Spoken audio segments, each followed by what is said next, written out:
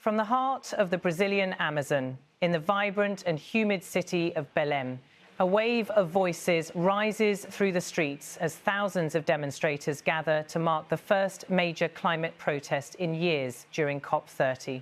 Here, where the world's largest rainforest meets the pressure of global environmental politics, activists, students, indigenous communities and civil society networks converge with a message they say negotiators can no longer ignore. Today's march reflects both urgency and resilience, taking place only kilometres from the conference halls where world leaders debate the planet's future.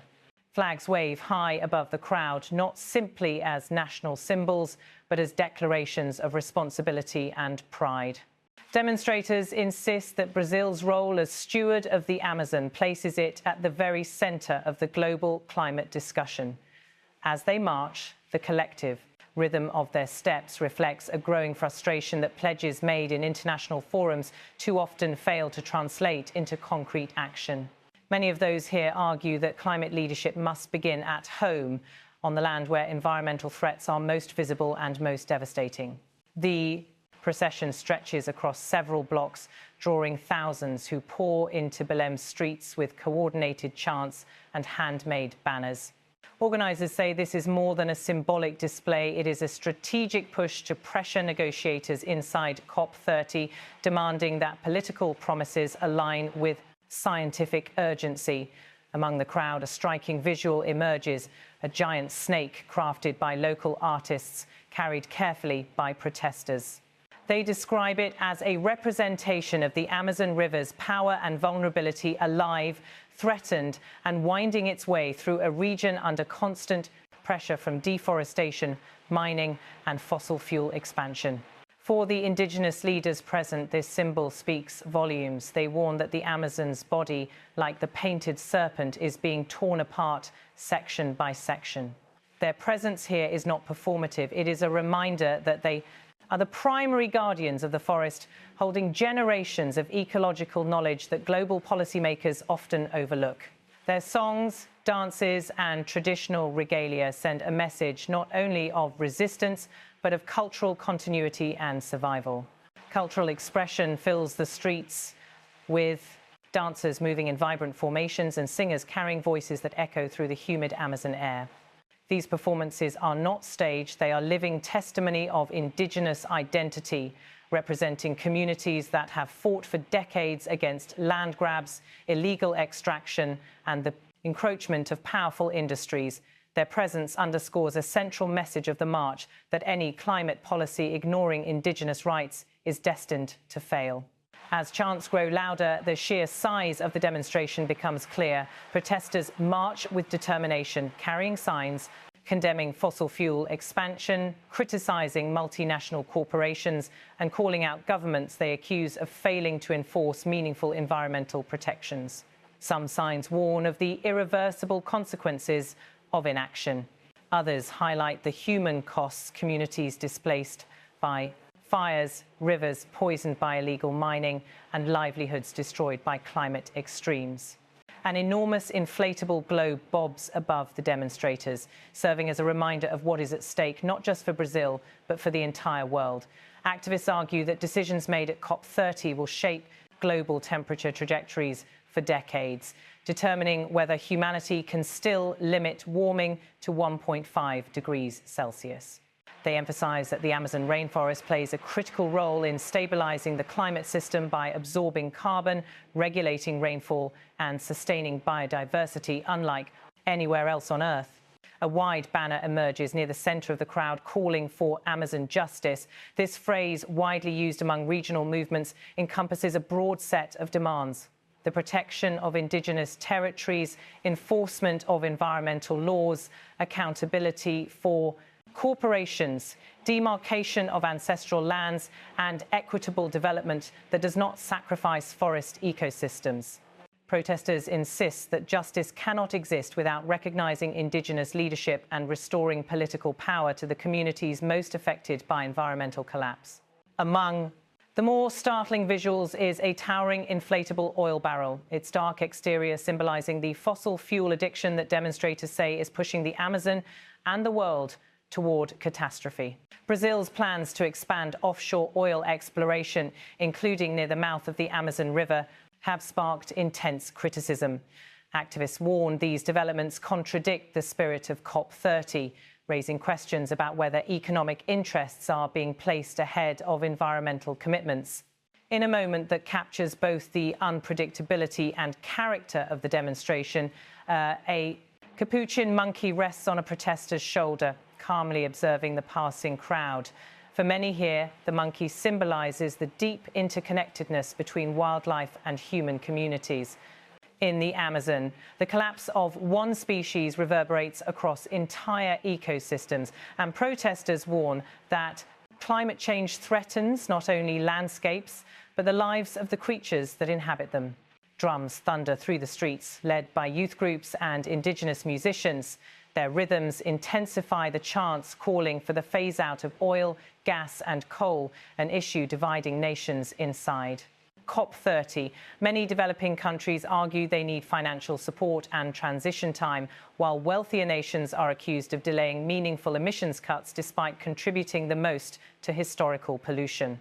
Protesters say the climate crisis cannot be negotiated away and that political compromises have already cost precious time.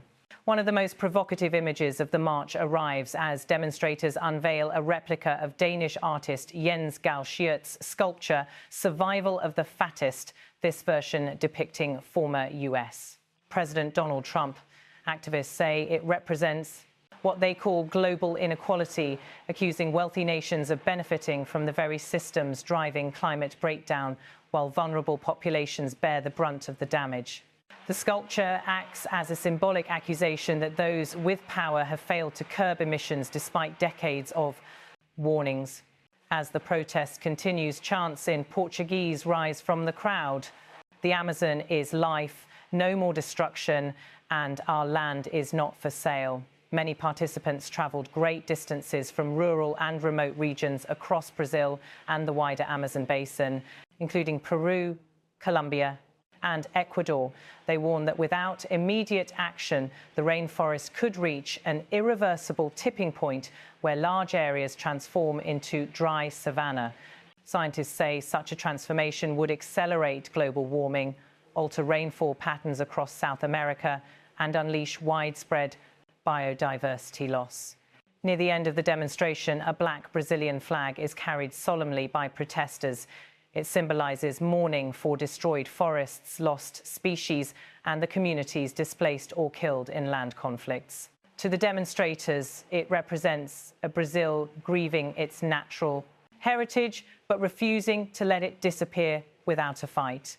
Beyond the visuals, today's protest highlights a deeper narrative. Belém has not seen a climate mobilisation of this scale in years, and the timing is no coincidence.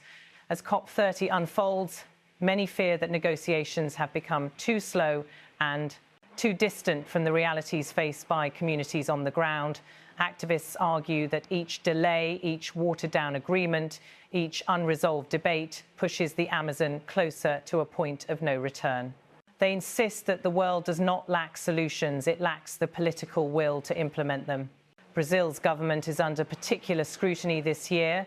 While deforestation rates have fallen recently, campaigners say the progress remains fragile and could be reversed without strong enforcement. Illegal mining networks continue to invade indigenous lands.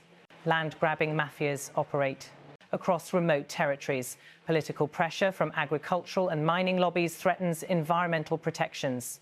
Protesters emphasise that hosting COP30 carries responsibility and that leadership must be demonstrated not through speeches but through action. Inside the COP venue, negotiators remain divided over whether the summit should commit to a global fossil fuel phase-out. Some countries argue it is essential for limiting warming. Others resist, citing economic dependency and energy needs.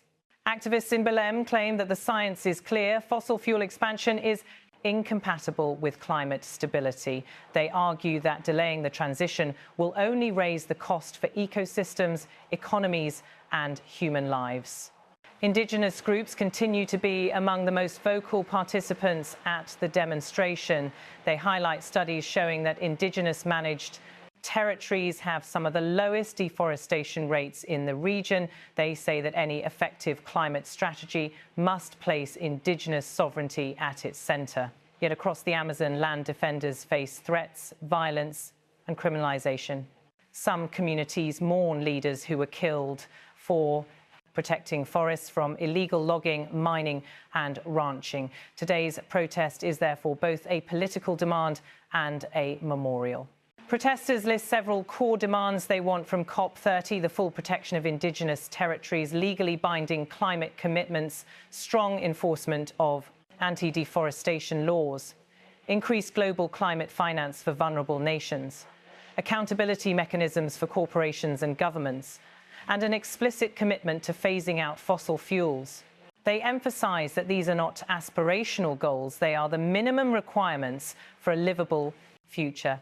As the sun begins to set over Belém, the chants soften, but the message remains. This demonstration, carried by thousands of people from across Brazil and beyond, sends a clear signal to negotiators. The world is watching, and the Amazon cannot endure another decade of vague promises and delayed action. The protesters say their struggle will continue long after the summit concludes, in the forests, in the rivers, and in the communities that call this region home. For them, the stakes are not abstract. They are immediate, tangible, and deeply personal. The Amazon is more than a carbon sink.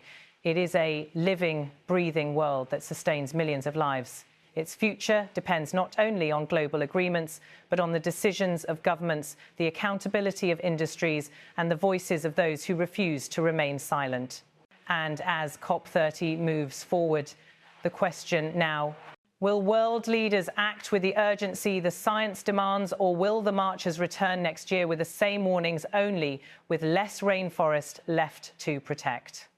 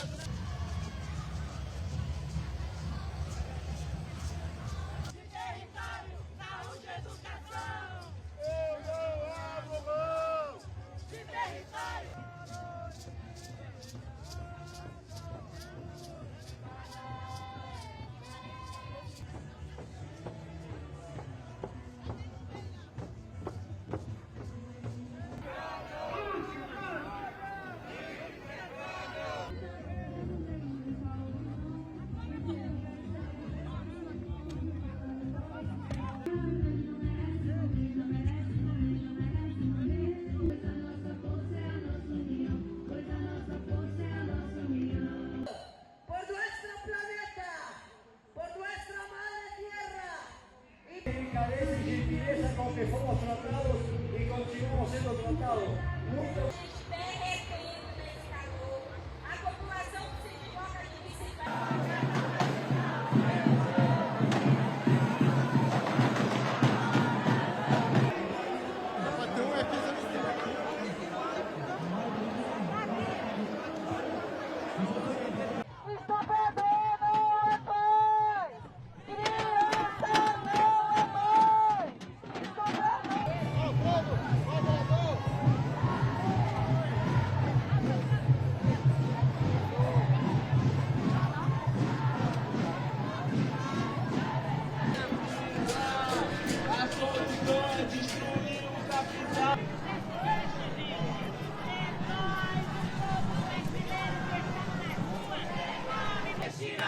Para Trump e da América Latina e para